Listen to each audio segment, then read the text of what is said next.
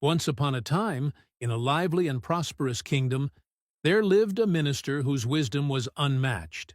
The king relied on him for every significant decision, and his ability to untangle even the most complex problems was legendary. But such brilliance often draws envy, and many courtiers secretly resented the minister's success. They longed for a reason to belittle him. One day, during a court session, the king, with a sly smile, turned to the minister and said, "You know, you're considered the wisest man in the kingdom. But your son, well, he's quite the opposite, a complete fool." The court erupted in laughter. The minister, though composed, felt the sting of embarrassment. Bowing slightly, he asked, "Your Majesty, may I know why you say this about my son?" The king, clearly enjoying the moment, explained, "Every morning, as I greet the people, your son is there. I place a gold coin and a silver coin before him and ask, which is more valuable? And every single time, he picks the silver coin. Now, tell me, is that not foolish?" The courtiers laughed even louder, and the minister's face betrayed a flicker of hurt. But he simply nodded and said, "With your permission, Your Majesty, I would like to understand this matter myself."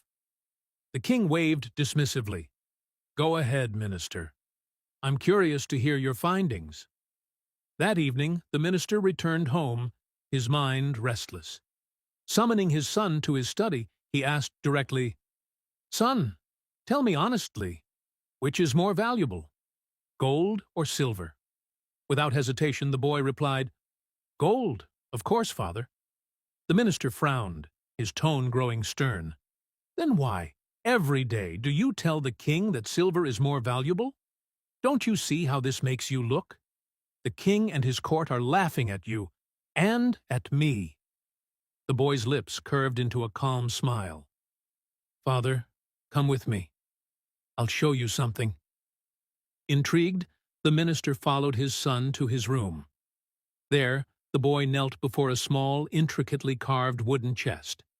Slowly, he lifted the lid. A soft gleam filled the room as a pile of shining silver coins was revealed.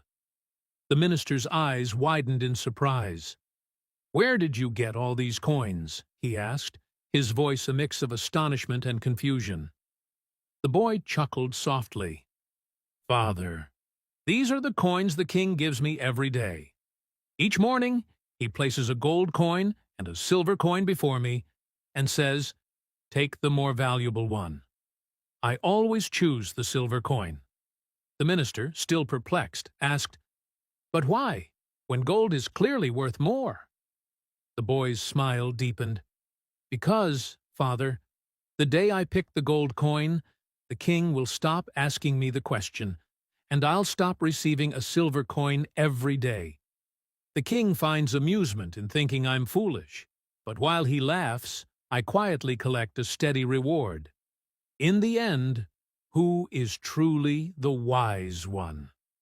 The minister stood speechless for a moment. Then, slowly, pride replaced his frustration. His son wasn't foolish at all.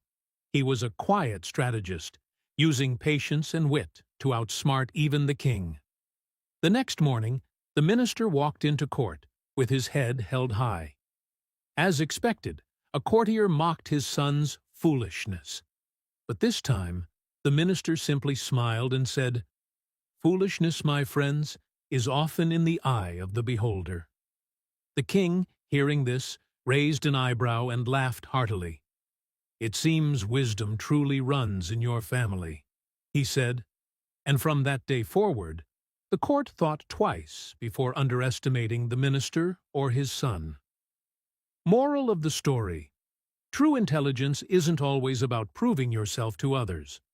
Often, the wisest people are those who stay humble, work quietly, and turn even the smallest opportunities into lasting rewards.